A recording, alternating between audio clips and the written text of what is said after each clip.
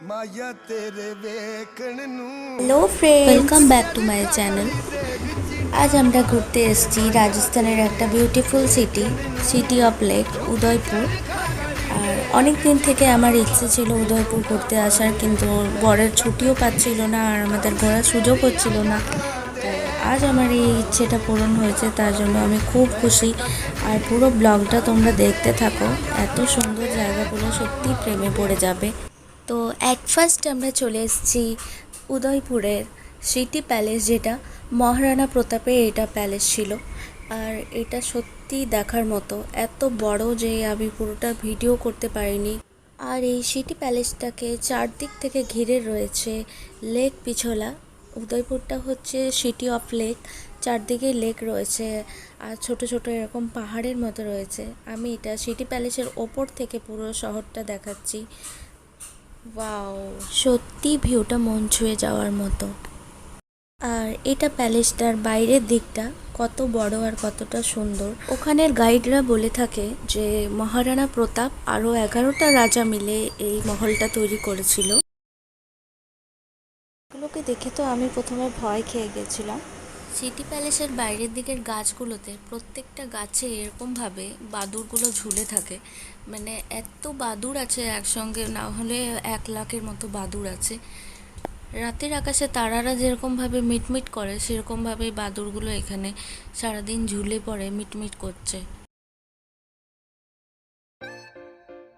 এই ভিউটা এত সুন্দর যে সত্যি বলছি মনে হচ্ছিল না যে এগুলো কোনো ইন্ডিয়ার ভিউ, যেমন আমরা কোনো বিদেশে রয়েছি, কোনো লন্ডনের ভিউ বা এরকম টাইপের লাগছিল। সত্যি অসাধারণ। আর এটা হচ্ছে উদয়পুরের জান, যেটা লেক পিছলা। আর লেক পিছলার থেকে পুরো এটা সিটি প্যালেসটা দেখতে পাওয়া যায় সাইডে। এখানে অনেক মুভির শুটিং হয়েছে। এখানে ভুলভুলাইয়া 2, ধাড়াক, স্ত্রী, এছাড়াও অনেক মুভির শুটিং হয়েছে এই উদয়পুরের মধ্যে। সত্যি বলতে উদয়পুরটা রাজস্থানের মধ্যে আমার দেখা সবচেয়ে সুন্দর সিটি।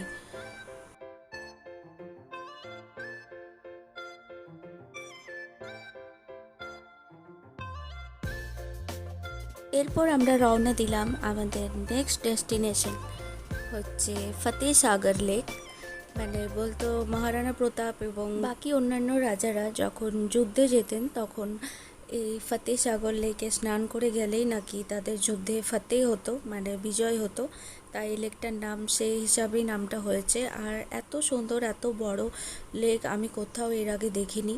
আর এটার জলটা ছিল সত্যি দারুণ, মানে ব্লু, একদম পুরোটাই ব্লু। এর আগে যতদূর চোখ যাবে এই ফতেহ সাগর লেকটাই দেখতে পাবে। এটা উদয়পুরের সবচেয়ে বড় লেক। উদয়পুরে অনেক ছোট ছোট লেক রয়েছে, তার মধ্যে ফতেহ সাগর লেক সবচেয়ে ফেমাস। যাই হোক, বহু দূর থেকে লেকটা দেখতে দেখতে আমরা চলে এলাম এই যে বোটিং পয়েন্টে। এখানে মোটর বোট আর সিঙ্গেল স্পিড বোটও এখানে অ্যাভেলেবেল রয়েছে। এর বোটিং চার্জেসটা একটু বেশি, পার পারসন 800-900 এরকম নেয়। ফতেহ সাগর লেক থেকে দেখতে এটা একটা আইল্যান্ডের মতো মনে হচ্ছে, কিন্তু এটা একটা গার্ডেন। এটার নাম নেহেরু গার্ডেন। আর এটা শুধুমাত্র বোটিং করেই যাওয়া যায়। কি সুন্দর ভিউটা, সত্যি মানে আমার চোখে এখনও এই উদয়পুরের স্মৃতিগুলো রয়েছে।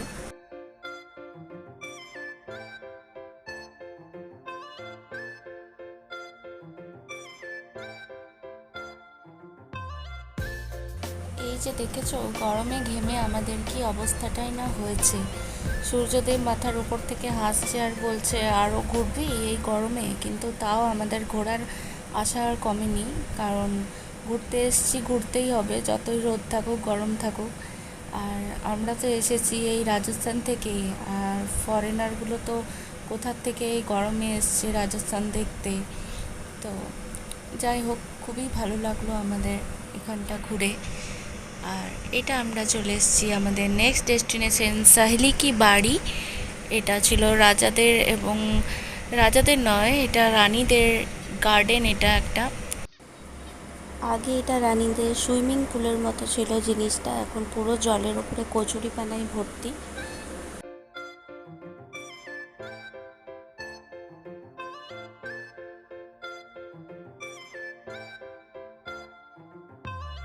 ঘোরাঘুরি তো অনেক হলো, এবার একটু পেট পুজোর কথায় আসা যাক।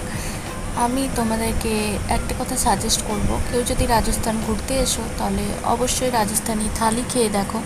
আশেপাশে যে কোনো ভালো রেস্টুরেন্টেই তোমরা রাজস্থানি থালি পেয়ে যাবে।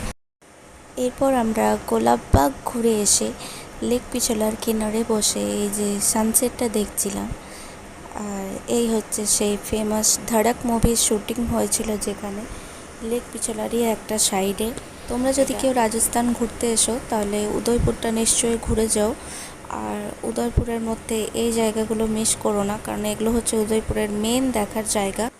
যাই হোক, ব্লগটা আমি এখানেই শেষ করলাম। দেখা হচ্ছে পরের ব্লগে। টাটা। এবং যারা সাবস্ক্রাইব করেনি তারা চ্যানেলটা অবশ্যই সাবস্ক্রাইব করে